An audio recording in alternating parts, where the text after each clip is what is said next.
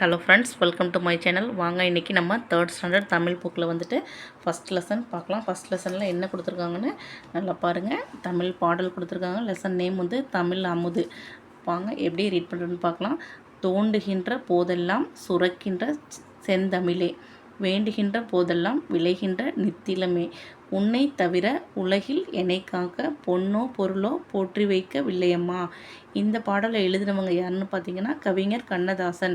தமிழ் அமுதுன்ற இந்த பாடலோட பொருள் கொடுத்துருக்காங்க. இதெல்லாம் கொஞ்சம் இம்பார்ட்டன்ட் வேர்ட்ஸு. ஒன் வேர்ட்ஸில் கேட்கலாம். சுரக்கின்ற அப்படின்னா ஊறுகின்ற, இப்போ தண்ணீர் ஊற்றலாம் இருக்குது பார்த்தீங்களா, அந்த மாதிரி ஊறுகின்ற ஊறுகின்றன்றது இதோட பொருள். வேண்டுகின்ற அப்படின்னா விரும்பி கேட்கின்ற அப்படின்னு அர்த்தம். நித்திலமே அப்படின்னா முத்தை பற்றி சொல்கிறாங்க நித்திலமேன்னு.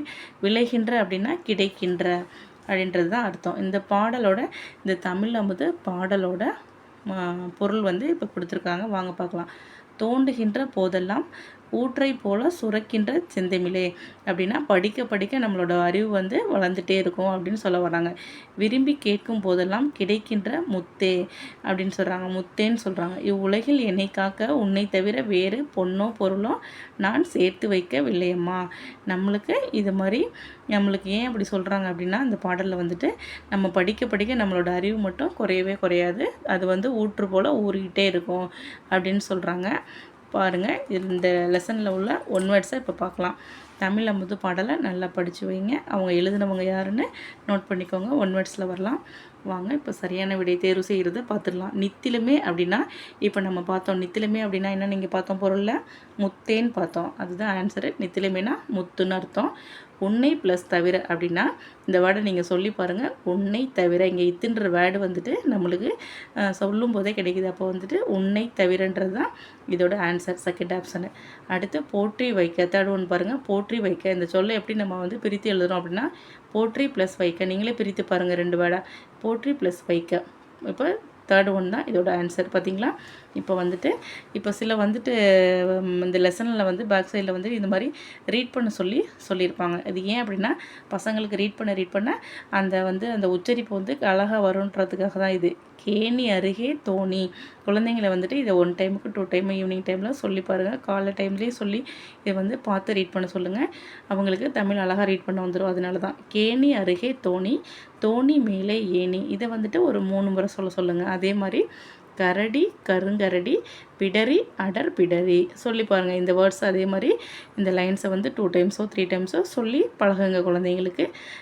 பிட்டு பொது பிட்டு, தட்டு புது தட்டு. இந்த வார்த்தைகள் நம்மளுக்கு நாக்கு பெறலாமல் வரதுக்காக கிளியராக சொல்லி பார்த்தோன்னா தான் நம்மளுக்கு வரும். பழுத்த வாழைப்பழம் மலையில் கீழே விழுந்தது. ஒரு வேர்டையும் நீங்கள் வந்து சொல்லிக் கொடுக்கும்போது நீங்கள் எவ்ரிடே வந்து குழந்தைங்கள வந்து ரீட் பண்ண வைங்க. ரீட் பண்ணும்போது இது ஆட்டோமேட்டிக்காக அவங்களுக்கு வந்துட்டு மைண்டில் பதிவாயிடும். இந்த லெசனில் உள்ள இப்போ என்ன கொடுத்துருக்காங்கன்னா உயிரெழுத்துக்களோட வகைகள் எத்தனை நம்ம பார்க்க போகிறோம். தமிழில் உள்ள உயிரெழுத்துக்கள் மொத்தம் வந்து 12. அது எல்லாருக்குமே தெரியும். இதில் வந்து என்னென்னு பார்த்தீங்கன்னா குறைந்து ஒலிக்கும் உயிரெழுத்துக்கள் 5. குறைந்து ஒலிக்கும்னா சவுண்டு கம்மியாக உள்ளது. குறில்னு சொல்லுவோம் பார்த்தீங்களா, அ இ உ ஏ ஓ. இதில் வர்ற வார்த்தைகள்லாம் என்னென்னா சவுண்டு கொஞ்சம் கம்மியாக இருக்கும். அதுதான் உயிர்குறில்னு சொல்கிறாங்க. உயிர்குறில் எழுத்துக்கள் எத்தனை வந்து 5.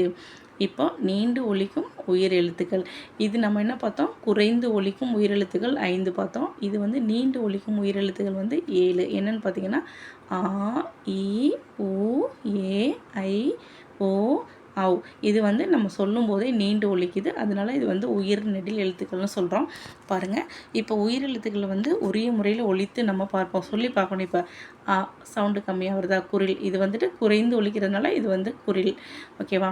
இது ஆன்னு வருது பார்த்தீங்களா? அப்போ ஆன்னு வரும்போது நெடில்ன்ற சவுண்டு நம்மளுக்கு வருது பார்த்தீங்களா? இப்போ இதை கவனிங்க.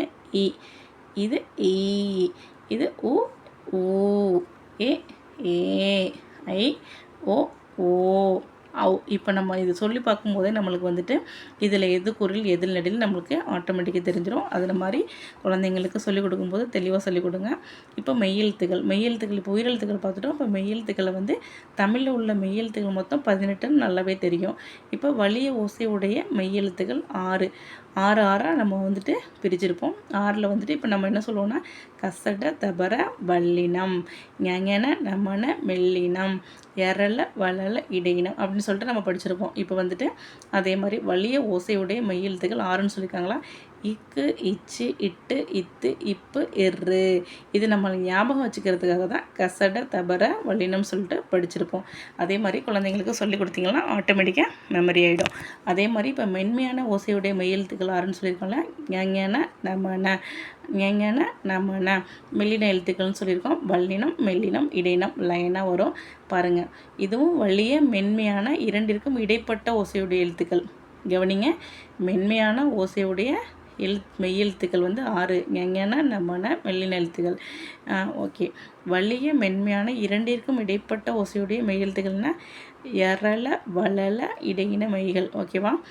இ, இரு, எள்ளு, இவ்வு, எள்ளு, எள்ளு.